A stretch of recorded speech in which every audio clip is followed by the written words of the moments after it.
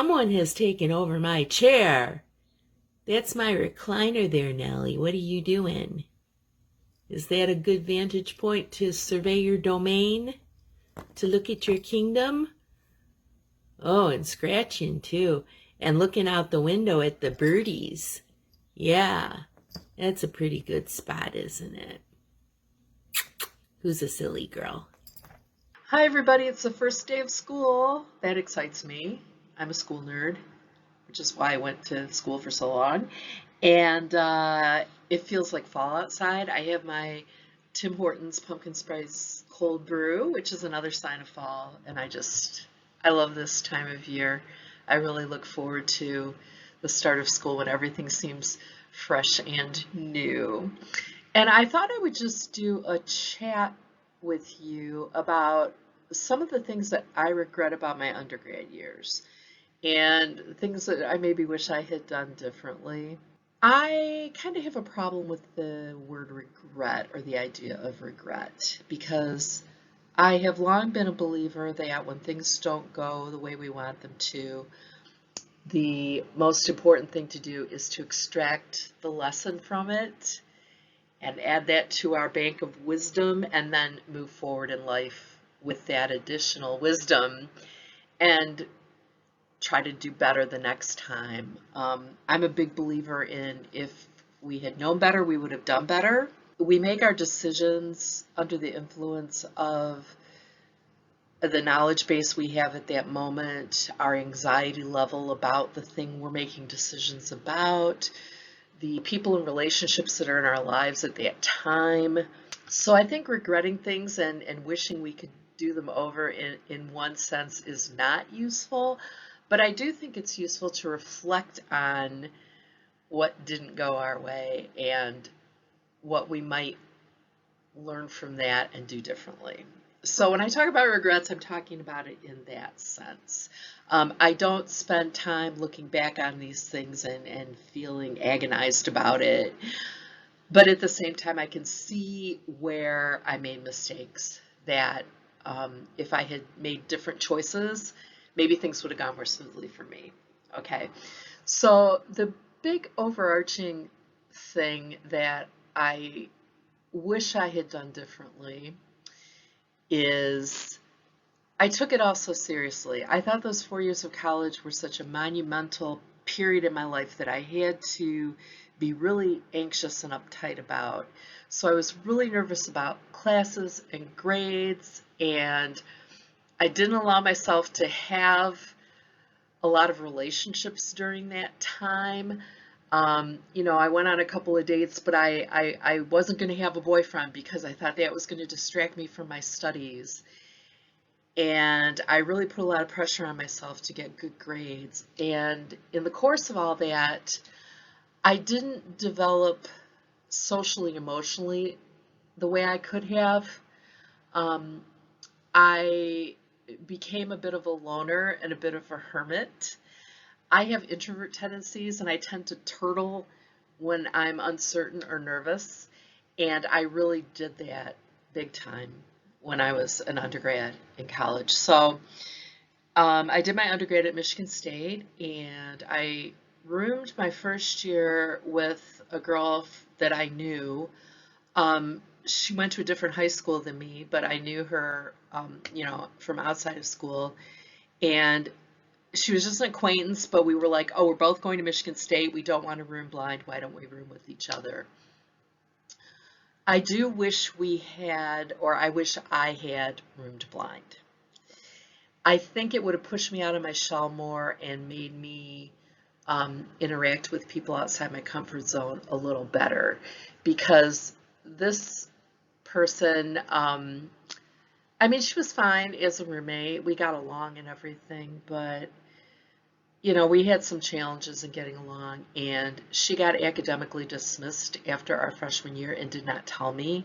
So when I went back for sophomore year, we had planned to live in the dorm again sophomore year and to be roommates. And when I got back in the fall of sophomore year, there was somebody else in my room with me, and my former roommate was not there, and she had not told me that she wasn't coming back. And I didn't really care for the new roommate. She had a very different personality than me. Um, and so I signed up for a single room and got one pretty quickly. So I moved into a single room and had a single room for the rest of that year. And I think that exacerbated the problem of me kind of withdrawing into myself and not nurturing friendships and relationships with other people. So I was kind of the loner who studied all the time. I did have some fun, but I was very conscious of the fact that that 4 years had to be managed carefully. And I hear students now talk about the real world and how college isn't the real world. And when I get out into the real world, I'm going to do this and that. And I get that, but at the same time, I think it's a little bit misguided. I think that those 4 years are an important time in a lot of students' lives, that it's like a transition from childhood to adulthood. It's a maturing time. I was only 17 when I went off to school, and I was always the youngest one. I was 4 when I went to kindergarten. I was 16 when I started my senior year of high school. I was 20 when I started my senior year of college. So I was pretty young and not very wise or mature in a lot of areas of my life. Um, And so it's a good maturing time and a transition time, but it is life. It's not, we think of it as an interlude from life or a segment of years that's different. And I think that thinking that way can lead us to forget that these days are part of our lives and we still want to look after ourselves, our health of mind, body, and spirit, to cultivate relationships, and to learn how to manage our time and other life skills that are going to benefit us throughout our lives. So I think there's a fine balance there between seeing the college years as an interlude from life, maybe, and to see them as part of our lives, to see them as a chapter of our lives. So when I look back, what I really wish I had done was I wish I had understood that. I was not in a place emotionally or mentally to understand it at the time. But if I had understood that, I think I would have been a lot less anxious, and I think I would have cultivated more relationships and just had a more peaceful time of it all and not been so fraught all the time. Because I'm a person who can get fraught very easily. Another thing that I wish I had done or not done is being so concerned about grades. Now, I know a lot of students are very concerned about grades.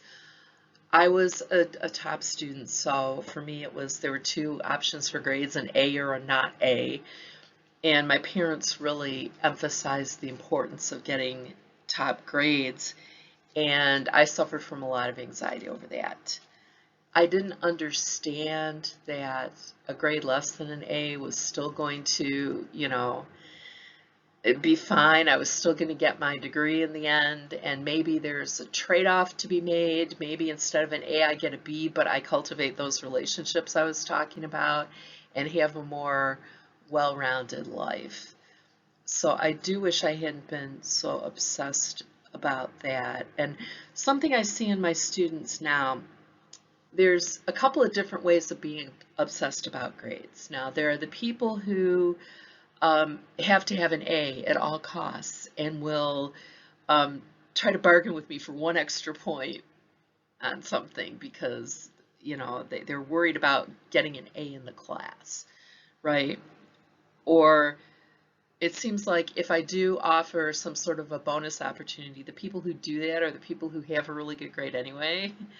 Um, and the people who probably could use the points often don't do it. So there is that kind of grade obsessed student. You can probably hear that chime in the background. I've got emails coming in fast and furious while I'm recording this. So there's that kind of grade concerned student, grade obsessed student. And then on the other hand, there's the students who, don't come to class, don't turn stuff in, and then finals week comes and they're in a panic because they're probably not going to get a passing grade in the class, and at that point it's too late to do anything about it. But they're worried about having that passing grade. So in both of these cases, it's like that grade is the end-all be-all. The grade is the goal.